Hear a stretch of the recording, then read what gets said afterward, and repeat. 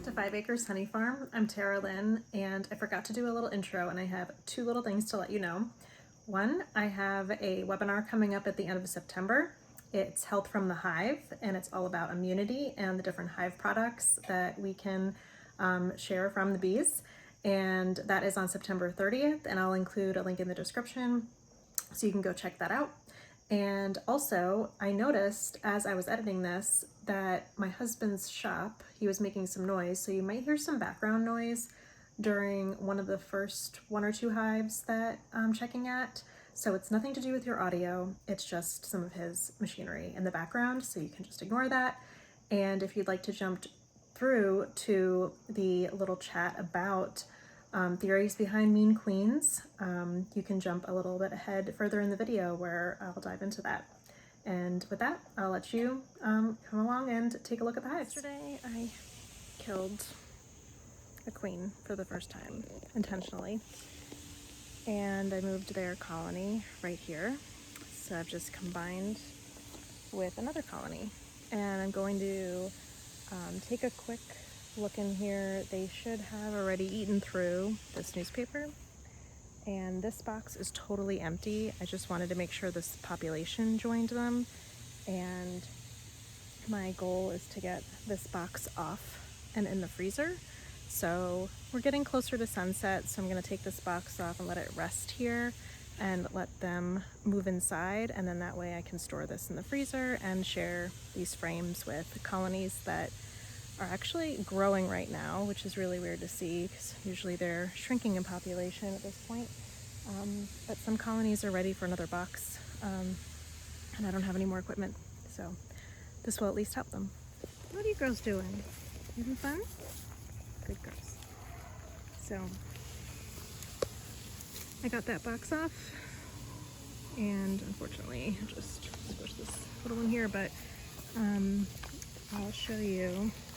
I took a peek in here just to see, like, they already went through the newspaper, so they're still working on that. I'm gonna just leave it in place as they work their way through.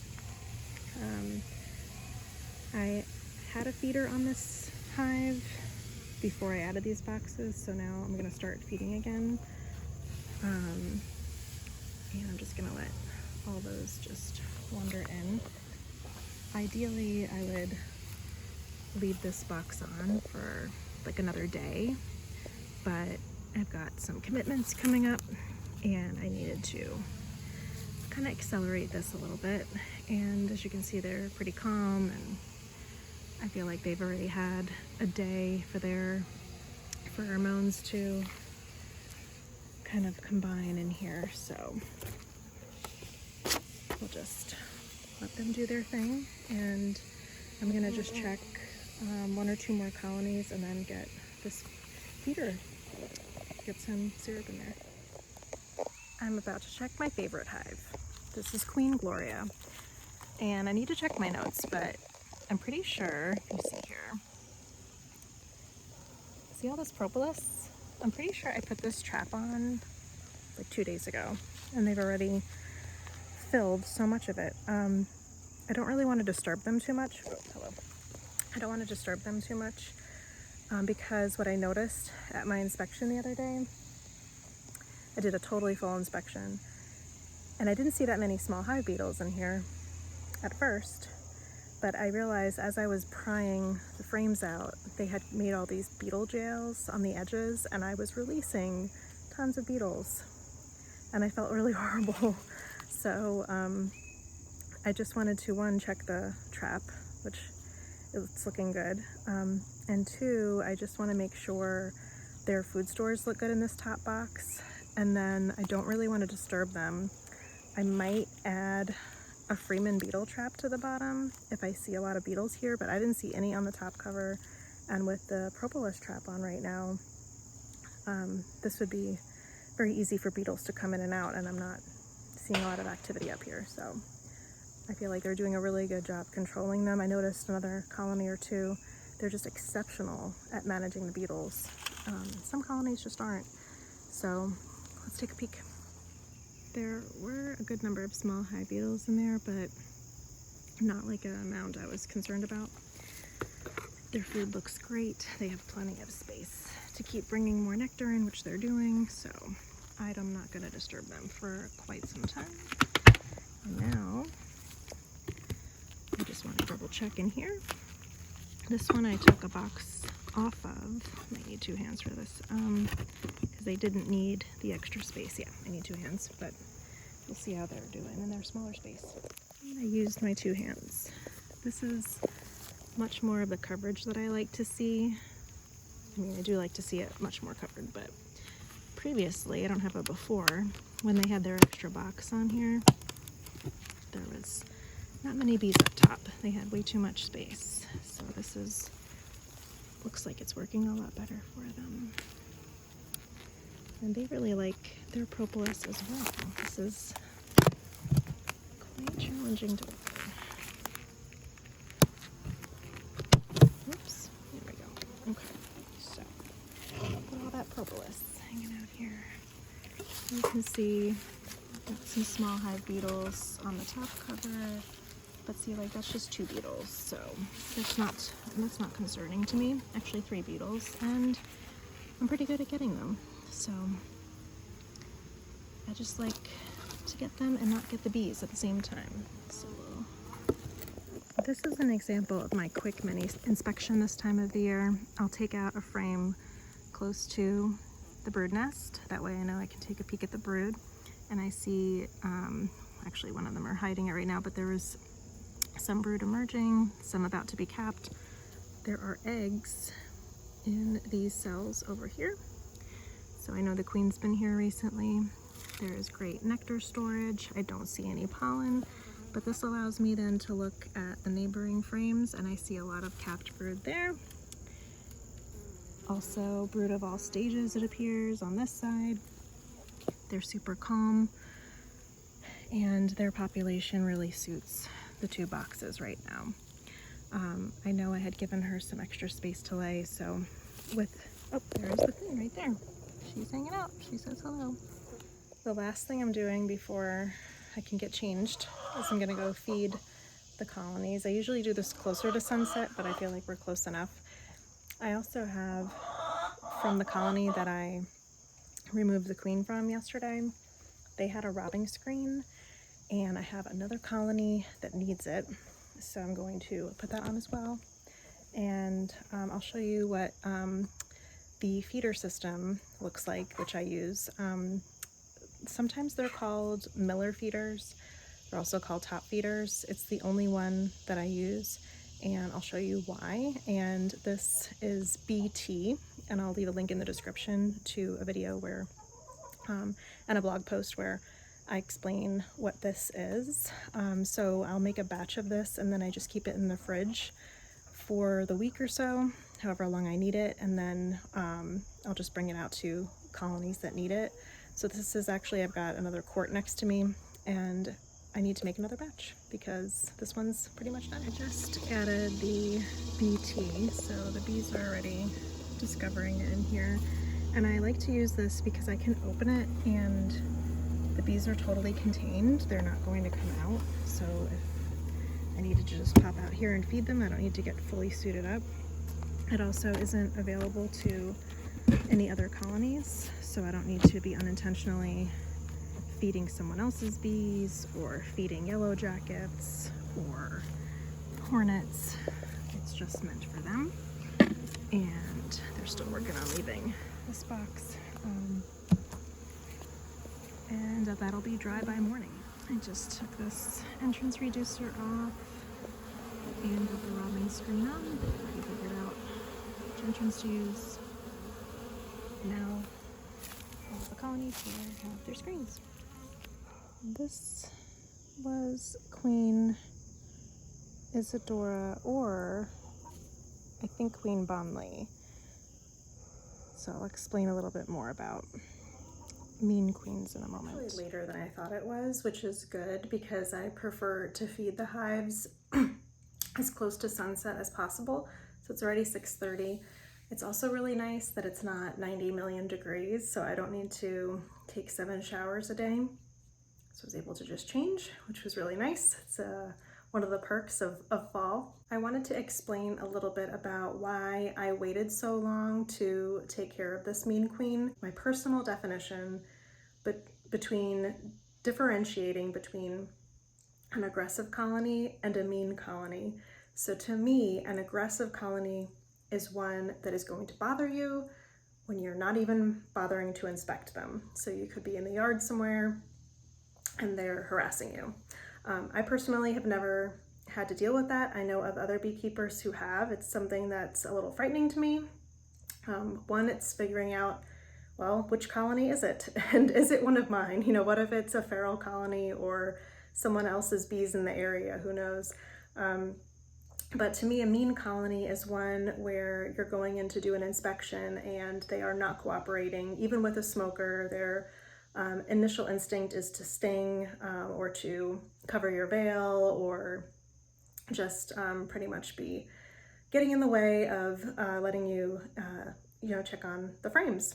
So this particular colony, the queen is about 1.5 years old, or was 1.5 years old up until yesterday, and she's always been kind. Like, her colony's always been really really good. Never had any issues, and actually her colony was the strongest one in this yard coming out of winter, and it was the first one that I split in the spring, and her daughter from that split was so productive that I could not keep up, and she ended up swarming, so I lost her and she went off somewhere. And that particular colony now has had a really hard time requeening itself. I've had to give it brood, and finally it is one of her daughters, needs to be fed right now, but it is my smallest one. But neither of the splits, I did not extract from either of them this year. So this is not like it's, I've heard stories of really mean colonies being great honey producers. That's not the story here. Generally, if a colony is mean, it means that the queen needs to be removed and the colony needs to be requeened, or you combine the colony with another one, depending on your needs and your goals. And generally the entire colony will take on the disposition of the queen. And I have heard a theory, though, so this is the theory part, that there is a chance that the colony becomes aggressive. I don't want to say aggressive because I was saying mean, that the colony is becoming mean when the queen gets to a certain subset of sperm. So since the queen is mating with 12, 2 dozen plus drones on her mating flight, there's a chance she went out with a bad guy, and who knows how many thousands of his babies she's going to have. So there is a chance that the workers that are emerging are descendants of that really bad guy. Bad choice. And so the idea is, if you wait a while, then that generation from the bad guy is going to die off and things will be fine again.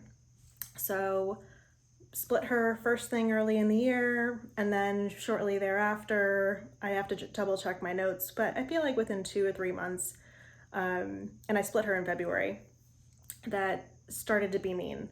And to be mean to the point where as soon as I open the colony, even using smoke, they're all just stinging my gloves, start trying to sting my shirt, covering my veil. Typically my hive inspection notes were DND, like just do not disturb, don't bother with them.